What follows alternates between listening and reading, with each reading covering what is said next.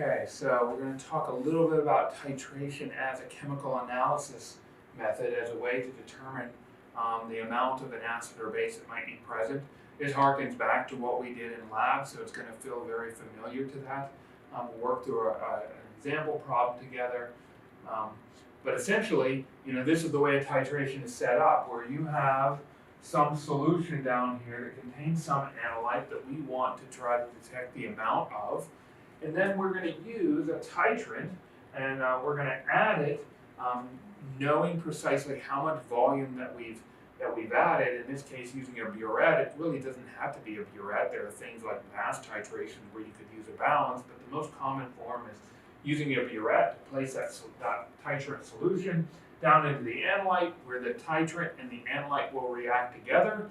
And when they react together, we can measure the point at which all the analyte is gone.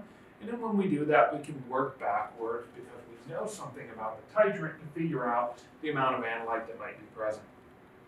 So that's sort of what the titration is in a nutshell. And we're going to be talking about the acid-base variety and what they look like. You know already, all of this stuff, or you have practiced it, where what we normally do is we add that titrant to the analyte solution until we see a color change. And that color change is due to the fact that we place something called an indicator, another molecule in that solution that will change color whenever we have just added enough titrant to the analyte to react with all of the analyte. So the analyte has been depleted. As we add titrant, that indicator molecule will then change color, and that will tell us, okay, this is the point where we can stop adding that titrant. Okay? And when we get to that point, we call the volume of titrant that it takes to get to that point where we just get that color change of the indicator, we call that the end point. And strict definition would be the experimentally determined volume of titrant needed to react with all of the analyte. So it's like the stopping point or the end point in a titration. All right, and so what does that look like in practice? Whenever we work through a problem.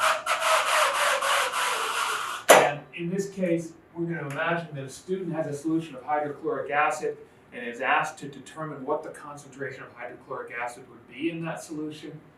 All right.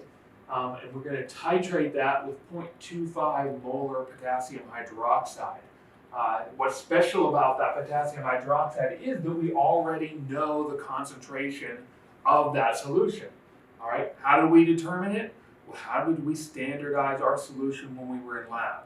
We used a standard, potassium hydrogen phthalate.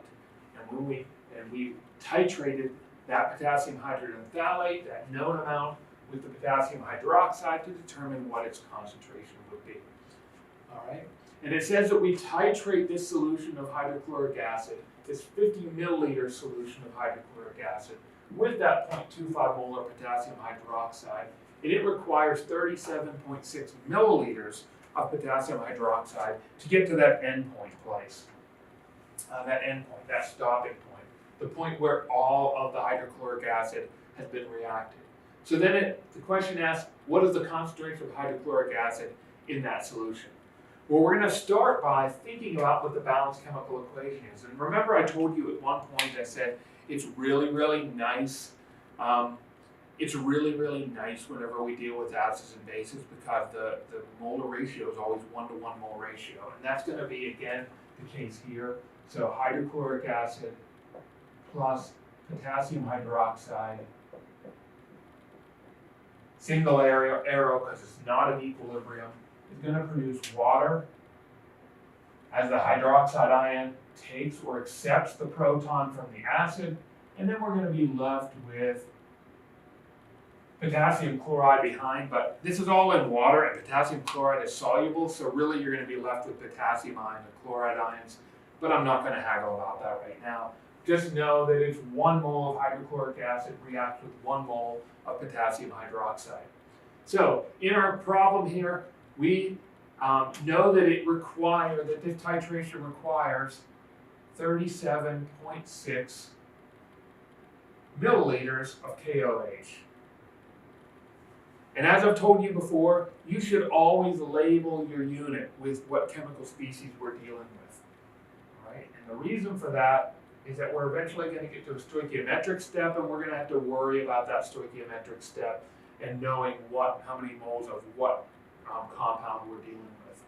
So now we're going to convert that milliliters of potassium hydroxide into liters. Why would we convert that into liters?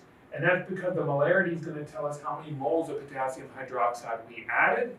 And then the moles of potassium hydroxide are going to tell us how many moles of hydrochloric acid must have been present in that solution that we titrated.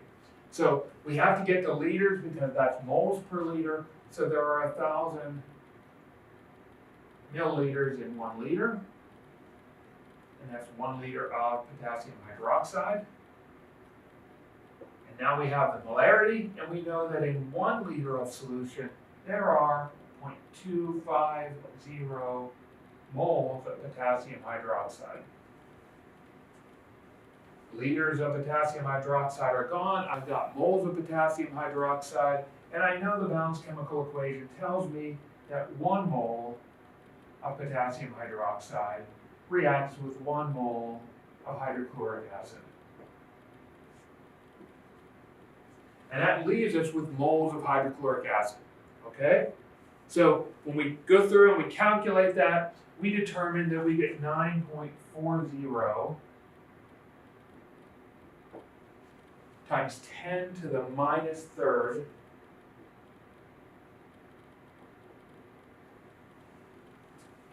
moles of hydrochloric acid were in the original solution. We want to determine the concentration of hydrochloric acid in the original solution. We talked before about there being a number of different concentration units that we might use. Molarity is the one that we're going to choose for this. For this one, just because molarity is normally the concentration unit that chemists will express things in, although the problem probably should be worded a little bit better than that. Instead of saying concentration, it should say what is the molarity or the concentration in molarity. And molarity is moles per liter of solution. And we know that we have 9.40 times 10 to the minus third moles of KOH over the liters of solution. How many liters of that hydrochloric acid solution did we have? We had 50. If you convert 50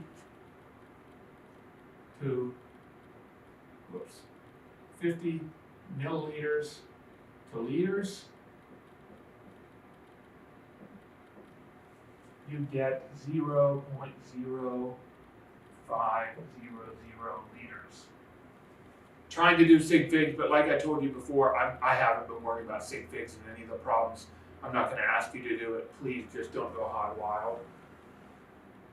And when you calculate that through, you end up with a solution, molarity of 0.188 molar hydrochloric acid.